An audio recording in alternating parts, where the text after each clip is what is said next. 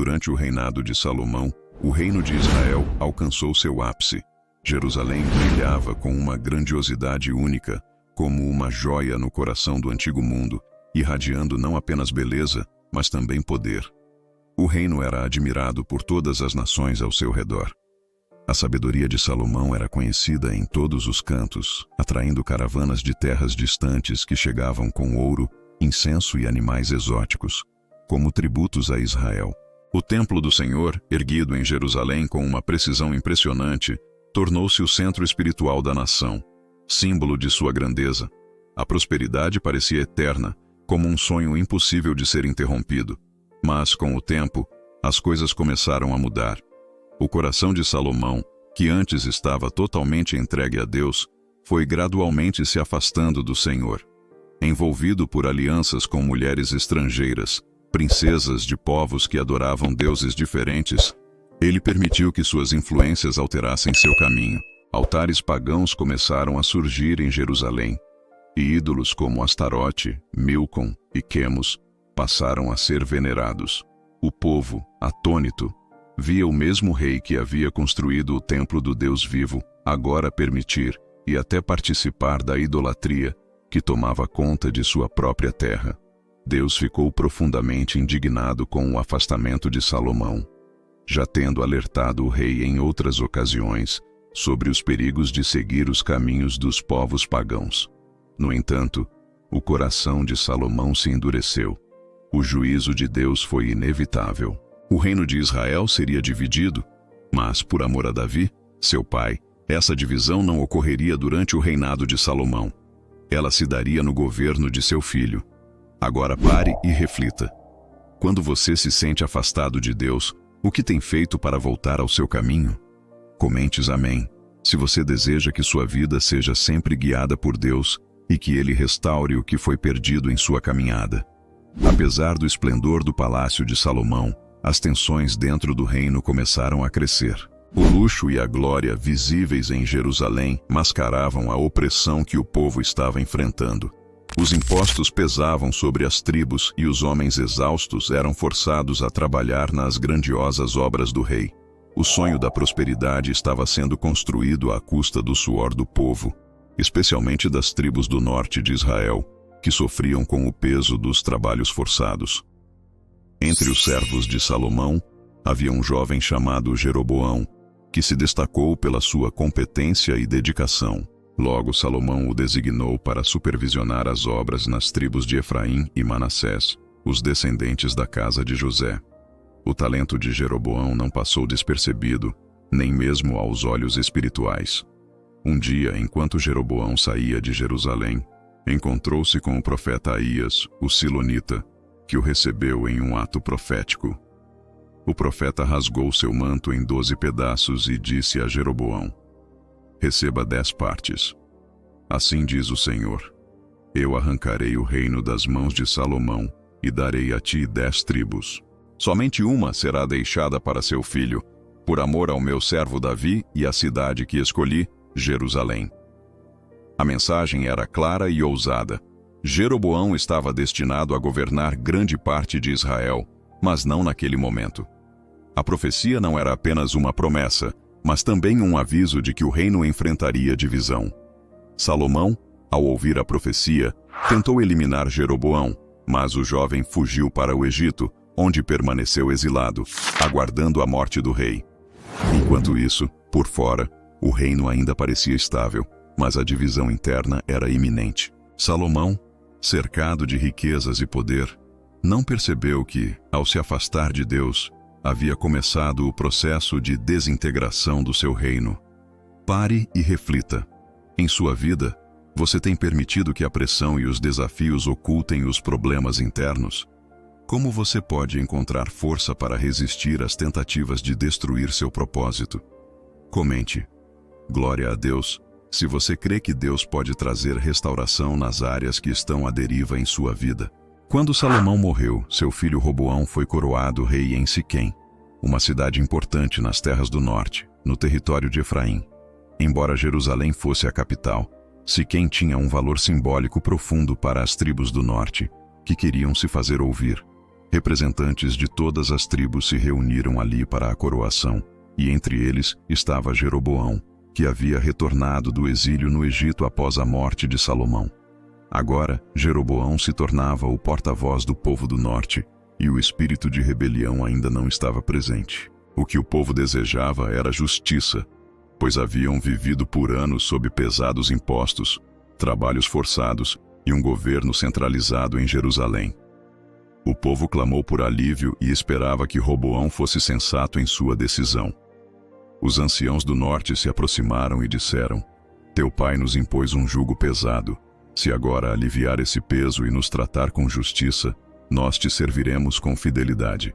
Roboão então pediu 3 dias para refletir, pois sabia que estava em jogo a unidade do reino. Roboão procurou conselho com os anciãos que haviam servido a seu pai Salomão. Eles aconselharam o novo rei a ser servo do povo, a tratar todos com respeito e ceder às suas demandas. Se você fizer isso, eles serão seus servos para sempre, disseram. Era um conselho sábio, baseado na humildade e em uma visão de longo prazo. Mas Roboão rejeitou essa proposta e decidiu buscar o conselho dos jovens que haviam crescido com ele. Homens mais ambiciosos, porém inexperientes. Eles sugeriram que ele demonstrasse força, que respondesse com dureza, dizendo: Meu dedo mindinho é mais grosso que a cintura de meu pai. Se ele os castigou com chicotes, eu os castigarei com escorpiões. 3 dias depois, Roboão reuniu o povo e respondeu de forma ríspida e arrogante, recusando-se a aliviar o fardo do povo. Esse foi o ponto de ruptura. As tribos do norte reagiram imediatamente e proclamaram: Que parte temos nós com Davi? Não temos herança no filho de Jessé. O rompimento estava selado, e a divisão do reino se tornou irreversível. Pare e reflita. Em momentos de decisão, você tem buscado a sabedoria de Deus ou tem seguido a pressão das circunstâncias? O que você precisa mudar para tomar decisões que honrem a Deus? Comente amém se você quer ter sabedoria divina nas suas escolhas e decisões. Após a decisão arrogante de Roboão, as tribos do norte, indignadas, proclamaram Jeroboão como rei. Nascia então o reino do norte, composto por 10 tribos: Ruben, Simeão, Dan, Naftali, Gade, Azer, Issacar, Zebulon, Efraim e Manassés. Somente Judá e Benjamim permaneceram leais ao trono de Jerusalém, que continuava sob o controle de Roboão, agora rei de Judá. A separação entre os 2 reinos se consumava, não apenas politicamente, mas também espiritualmente. O povo de Israel, que um dia tinha sido uma nação unida sob o comando de Deus, agora se via dividido, com 2 reinos, 2 tronos, 2 governos e 2 formas de adoração. Enquanto o reino do norte tomava forma sob o comando de Jeroboão, o novo rei se deparou com um grande desafio. O templo de Jerusalém ainda era o centro espiritual para todos os israelitas. Jeroboão temia que, ao continuarem subindo a Jerusalém para adorar, o povo do norte voltasse seu coração para a casa de Davi, restaurando a unidade do reino. Ele temia que, com o tempo, seus súditos se rebelassem contra ele e se unissem novamente a Roboão. Para evitar isso, Jeroboão decidiu tomar medidas drásticas para consolidar seu poder. Ele mandou construir 2 bezerros de ouro, um em Betel, ao sul do seu reino, e o outro em Dan, no extremo norte. Com isso, ele disse ao povo: Israel, aqui estão os deuses que te tiraram da terra do Egito. Não há mais necessidade de subir a Jerusalém. Além disso, Jeroboão instituiu festas religiosas paralelas às do templo, designando sacerdotes que não pertenciam à tribo de Levi e estabelecendo santuários em lugares altos. Com isso, ele estabeleceu uma nova forma de adoração, mas que se afastava completamente dos ensinamentos do Senhor. Jeroboão, ao tentar consolidar seu poder, caiu na armadilha da desobediência e da idolatria. Ele não só desrespeitou os mandamentos de Deus, mas também liderou o povo a fazer o mesmo. No entanto, Deus não permaneceu em silêncio. Ele enviou um profeta de Judá a Betel, onde Jeroboão estava oficiando no altar, para anunciar o juízo divino. O profeta proclamou que o altar se partiria e as cinzas se espalhariam como sinal de que o julgamento de Deus estava vindo sobre Israel. Pare e reflita. Em que áreas de sua vida você tem permitido que a desobediência entre? O que você precisa fazer para alinhar sua vida com os princípios de Deus? Comente glória a Deus, se você deseja viver em obediência e fidelidade ao Senhor, mesmo quando os desafios surgem. O profeta que Deus enviou para confrontar Jeroboão fez algo extraordinário. Quando o rei tentou prender o homem de Deus, estendendo a mão em sua direção, algo milagroso aconteceu. O braço de Jeroboão ficou paralisado, incapaz de se mover.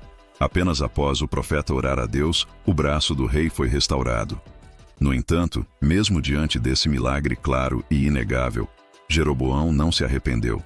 Em vez de se voltar para Deus, ele permaneceu firme em seu caminho de rebelião, levando Israel cada vez mais para longe do Senhor. O pecado e a idolatria continuaram a dominar o reino do norte, e Jeroboão se afastou ainda mais dos mandamentos de Deus.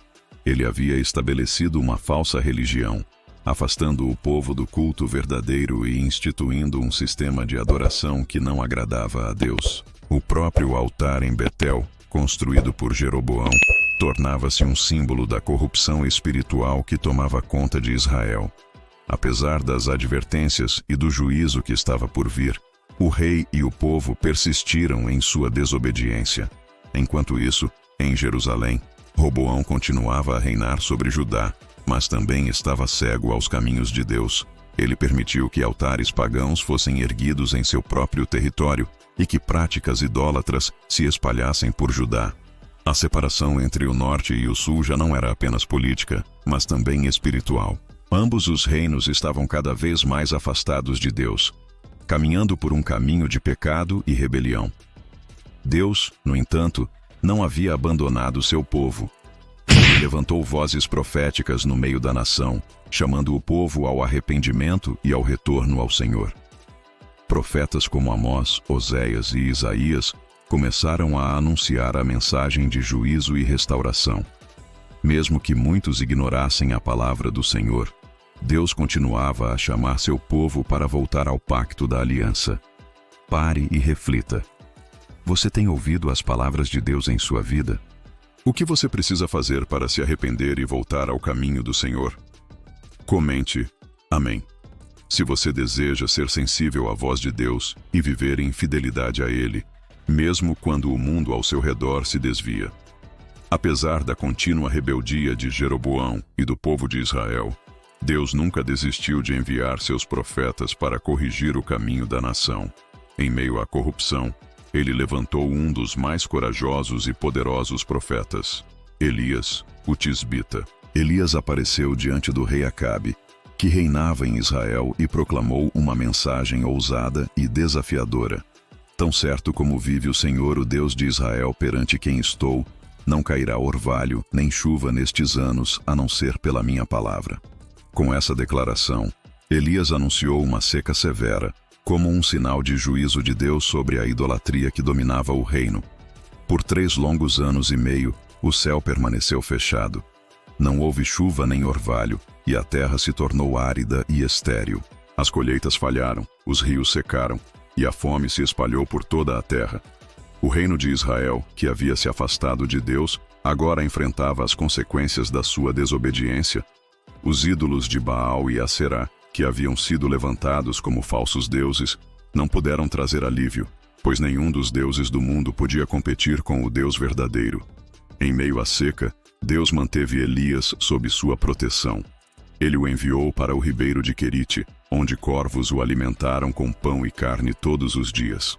Quando o ribeiro secou, Elias foi guiado para a cidade de Sarepta, onde uma viúva o sustentou através de um milagre contínuo. O azeite e a farinha que ela possuía nunca se acabaram, pois Deus supriu suas necessidades enquanto Elias permanecia fiel.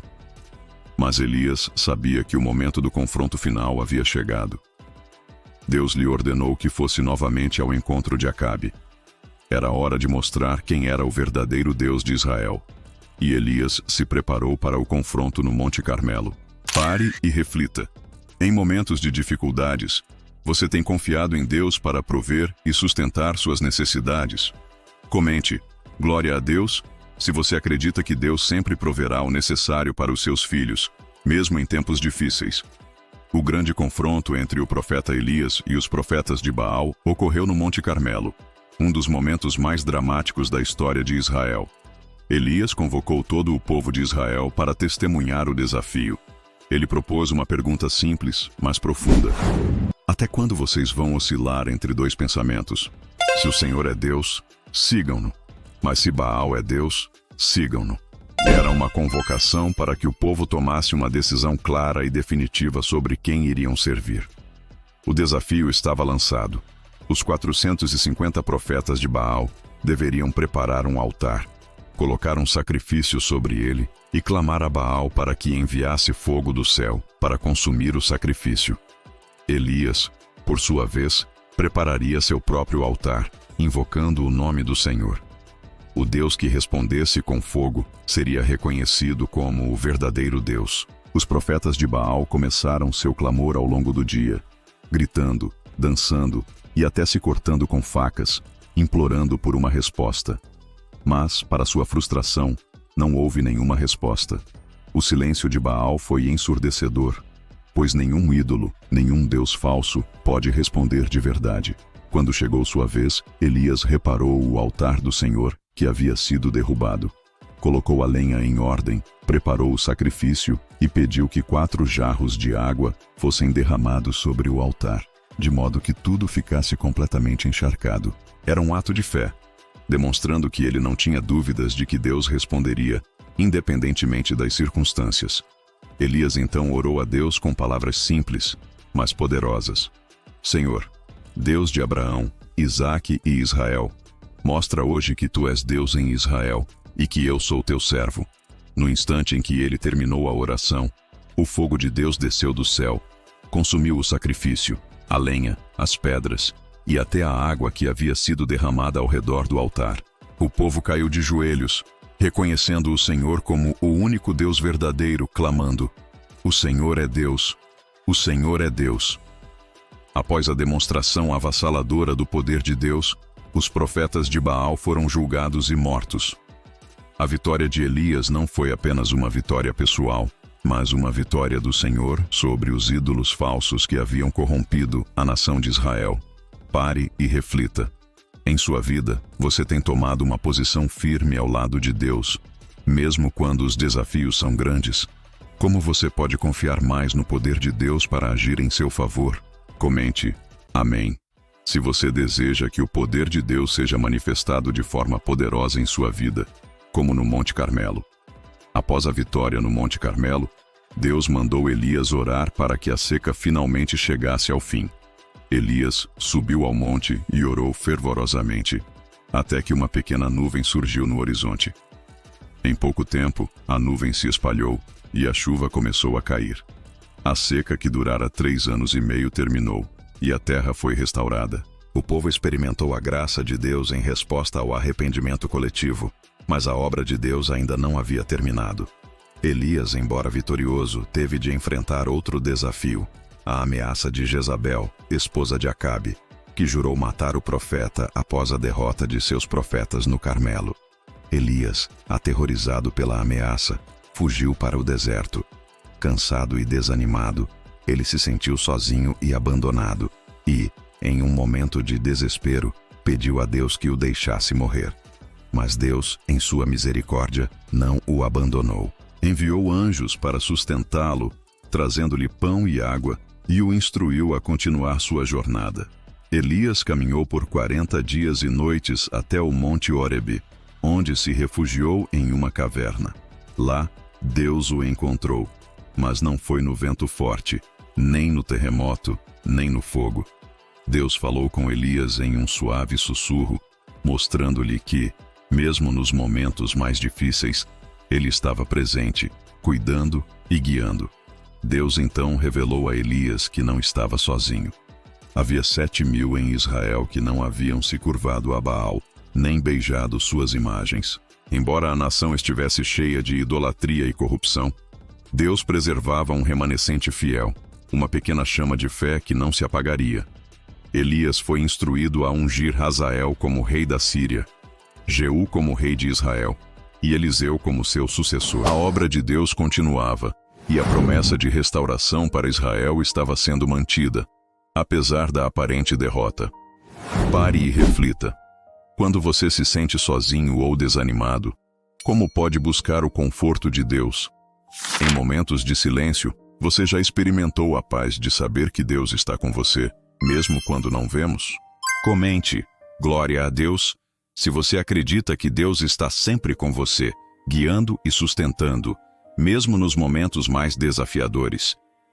Após a restauração da fé e a designação dos novos reis e sucessores, a nação de Israel continuava a enfrentar desafios espirituais e políticos. No Reino do Norte, Jeú, ungido por Elias para ser o novo rei de Israel, assumiu o trono com um propósito divino: destruir a casa de Acabe e a idolatria que havia dominado a nação. Jeú foi implacável em sua missão de purificar Israel.